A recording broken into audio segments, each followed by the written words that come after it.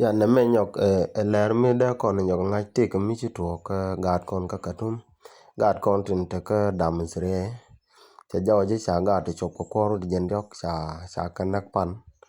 No ken jalam ni jen gu yen pol kien do ti. Di ti pan kien ni de to ti ken ka dam srie. Jen gwa den chen ken je men je gu jen gwa de me. Ringo bej bej lo.